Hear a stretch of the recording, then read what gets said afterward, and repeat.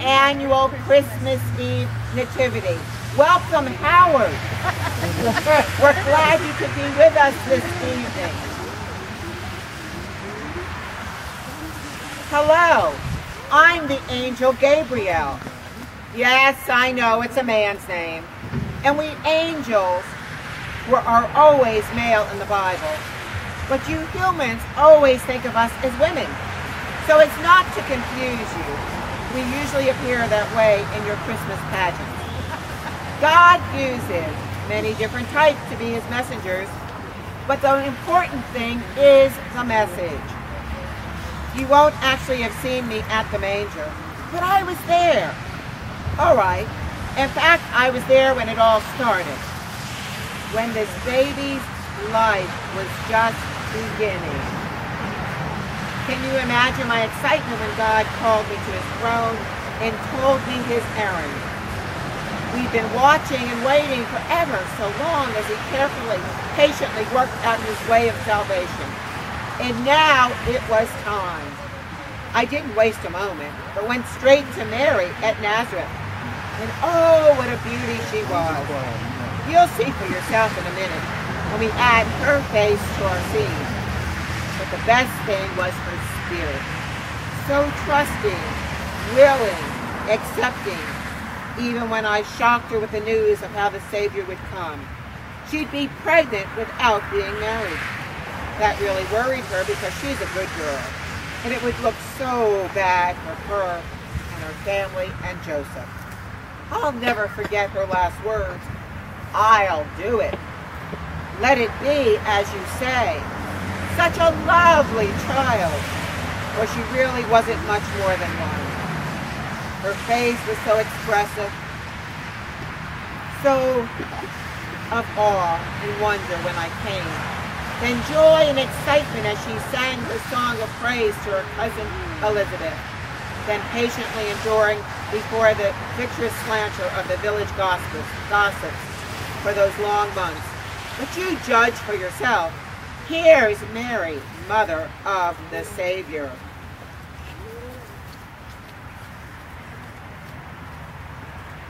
I really think they made too much of me. I didn't do more than the good Jewish girls would have. We've been oppressed and embarrassed for so long, they all wanted to be quiet. Me and the woman girls was uneasy. Just anything happen. If we could ever get us in this way, I was absolutely horrified at first. But the greatest try to be simply impossible.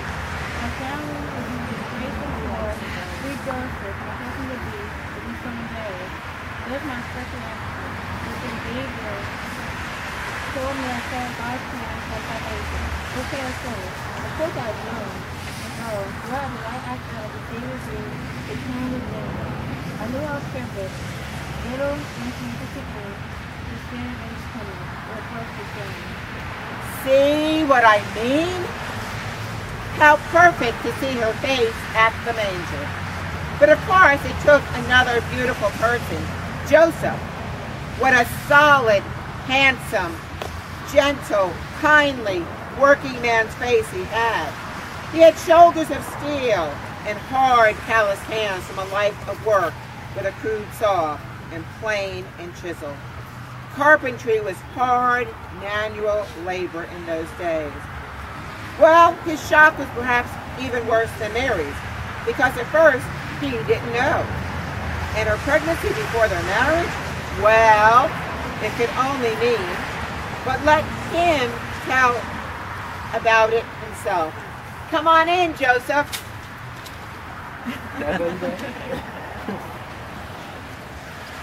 Was I ever glad that you came to me in a dream?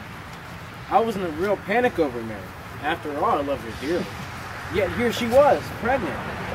I knew it gospel, that we hadn't been able to wait for marriage, even though that this wasn't done in a good Jewish home these days. Well, I knew that this wasn't true. We were both devout believers and would never have disobeyed. But the horror of it was imagining what had happened. Had Mary been attacked by one of those rough Roman soldiers and was too ashamed to tell me? Or was there someone else she loved? Maybe she had tired of me because I was much older than she. Maybe she had found a younger man. What to do? I finally decided not to make a big scene of it, and I quietly broke off our engagement. I didn't want to because I still loved her, but there just wasn't any other way. Then you came to me, and suddenly it all made sense. We didn't care about the public shame now, because both of us knew that she carried Jesus, the Savior, as you said in the dream. So we were married quietly, talk or no talk, and lived together like brother and sister until after her baby was born. Oh, we were so excited. Imagine our baby, the Savior. Yes, there's another beautiful person to add to our faces around the manger. Joseph had true manly courage to ignore the village gossips.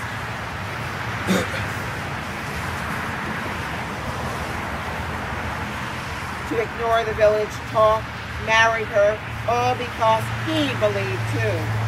Oh, they had a rugged time of it at the end, wandering around Bethlehem, with her contractions coming ever more closely together and no place to go. But finally they were given this cave behind the inn. Here's the innkeeper's wife. Let her tell you about it.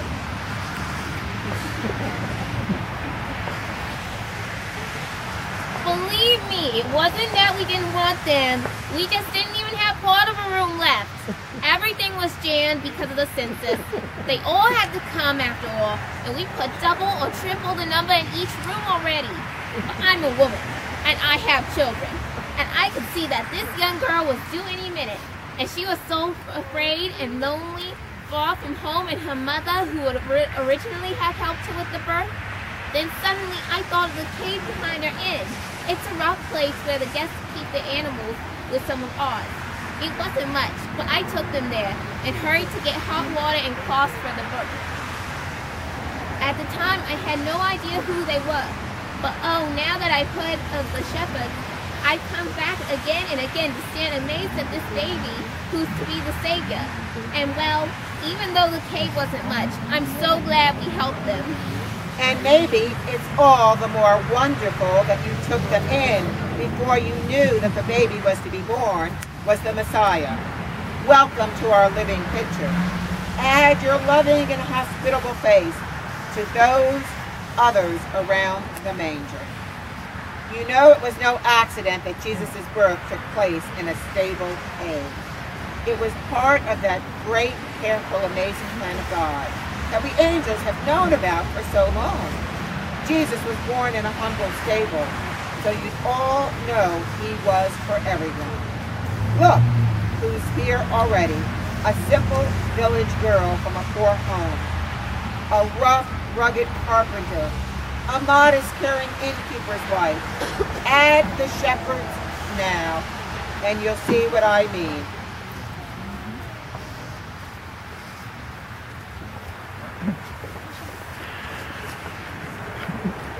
Welcome, shepherds.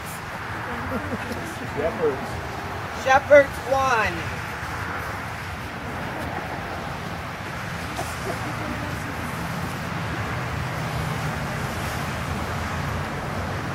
Oh, we were scared at first. Anyone would be. Seeing the sky full of light and all the angels of heaven singing. Scared, yes, but excited too, because you'd already told us the good news. Imagine, good news, the Savior had come. We waited so long and wondered together each night when it would happen. Surely the oppression of God's people had to end sometime. Our eagerness for the new King and Savior grew stronger all the time. So now, finally, the time had come. We left the sheep with one of the boys and the dogs of the horse and rushed off through the fields to Bethlehem. We asked everywhere about a baby born in the stable. We soon found him, so tiny, so sweet, right there in the hay, where our sheep might have been. And then we looked and wondered, could it be that this humble family, so like us in poverty, could have a Savior birth? And yet, as we looked around at the beauty of his mother and the trusting assurance of the quiet living father, we somehow felt it was for real, and it meant he'd come for us, for the meek and lowly and downtrodden, and we knelt and gave thanks. All humble people. Yes, so far. But let's add some more to represent others of the world, with wisdom, wealth, and scholarship. After all, they belong to the Savior too. Chronologically, of course, the wise men don't belong in the manger. They came much later, after Mary and Joseph had moved to a house. Joseph had begun to do a bit of carpenter work until Mary and the baby could travel back to Nazareth. So the wise men really don't fit in here.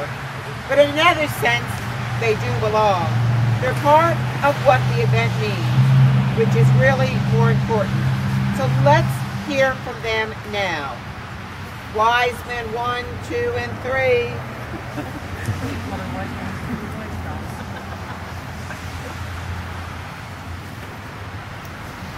You're right.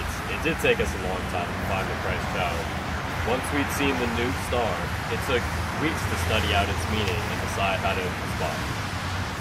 Then we had to prepare for the trip. The cooling. Oh wait. Then we had to prepare for the trip.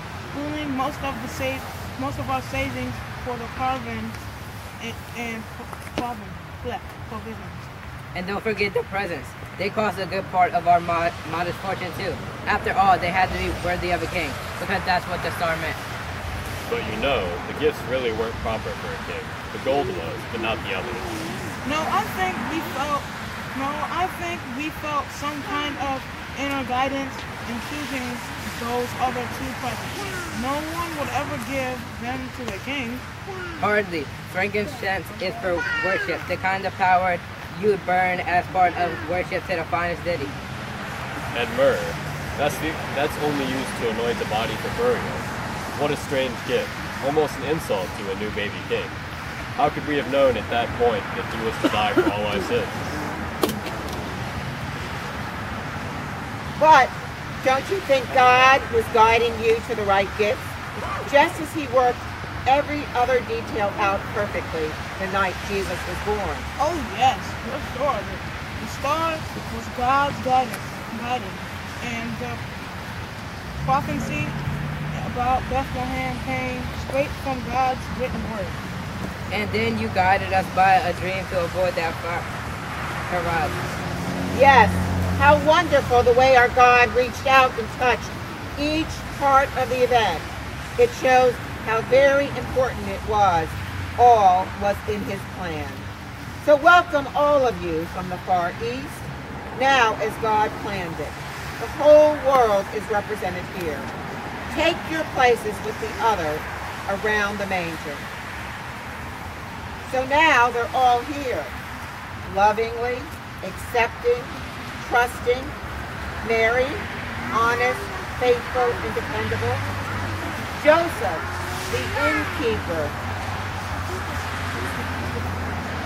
the innkeeper's wife,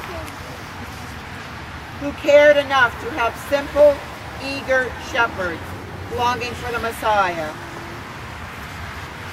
Wise, wealthy astrologers from the East, willing to give their all for a new king they knew only by his star. And I'm here, a constant reminder of God's intervention at each point of the story. Yes, it's a picture of the final chapter in God's way of salvation. Yes, everyone is here. Except you good folks. We need you to complete the scene. For the good news I announced to the shepherds was for all people, men and women alike, young and old, rich and poor, sinner and saint. It's yours to share too. So come now and join us. Come with your gifts if you like. But more than that, come with yourselves. Stop and kneel for a time if you want. Meditate for a moment on what the good news means to you. Then take your light from this light and go out to tell someone else the good news. I announced it first, but you are God's messengers from now on. The Savior said, you are the light of the world. So come to his light, receive it, let it fill and nourish you, then take it out with you into someone else's darkness as you leave. Yes, come. Add your beauty to the scene, or your weariness, or loneliness, or strength, or joy, or sadness. Add that special, unique something only you have to our living picture, Faces Around the Manger.